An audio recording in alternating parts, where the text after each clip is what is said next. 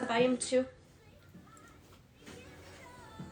I do not own rights to any music.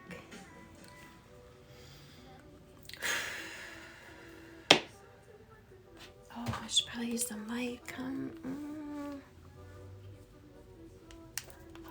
Yeah.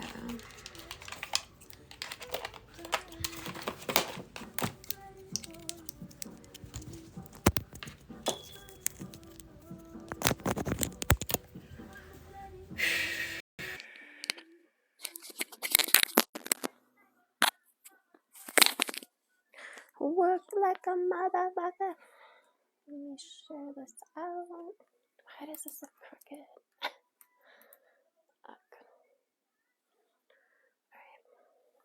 Oh, my hair. I didn't do it. It's all good. It's a little wild. What's up, guys? Hold on. Let me share this out real quick. It's a little wild. What's up, guys? Hold on. Let me share this out real quick. You guys let me know you can hear me okay. How are you, beautiful? Welcome in. We're going to talk about the medicine wheel a little bit today.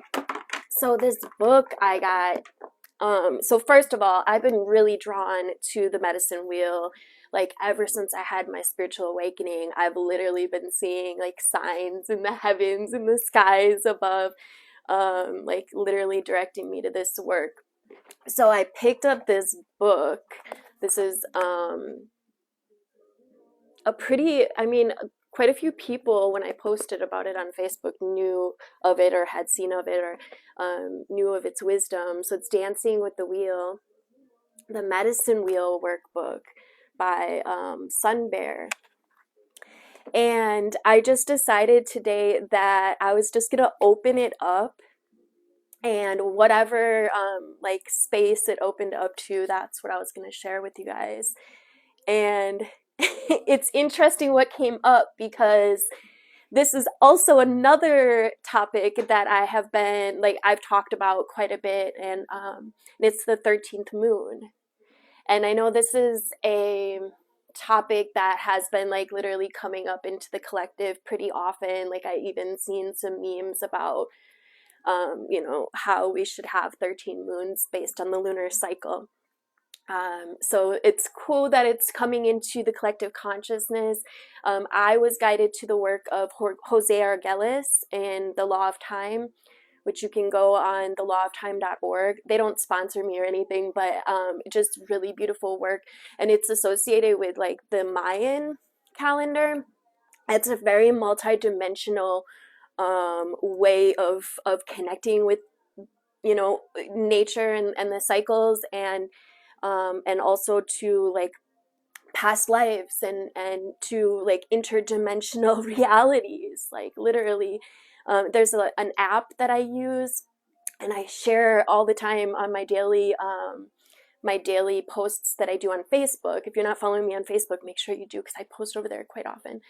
But I do a written little daily post where I'll pull an affirmation, and I'll pull some spirit animals, and then I'll look on my 1320 Sync app, which I think I bought it a few years ago. I think it was like $35 for like ever.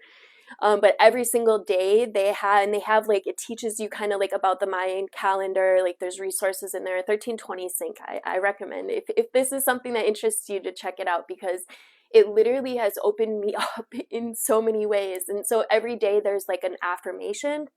And again, I post the affirmation every day on my page. So in connecting with that affirmation alone, you can connect into these these realities, these experiences. It is really neat. I'm so grateful to be alive right now, like when this information is becoming available, and I just feel like I've been here so many times before, and like literally like this is what we came here for. Like this is like all the other experiences leading up to this shift. At least that's how it feels for me.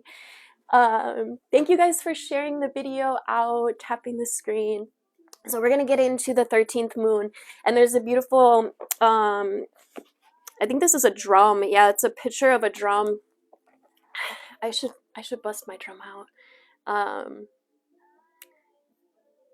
With the deer on it. So the deer symbolizes attentiveness, consciousness. The deer is always like paying attention, right? But there's this also this innocence attached with the deer spirit. Alexa, volume 1.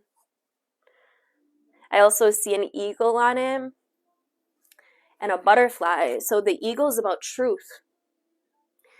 The eagle can zoom in on a target that's, you know, he can zoom in, or he can also look at the whole big picture.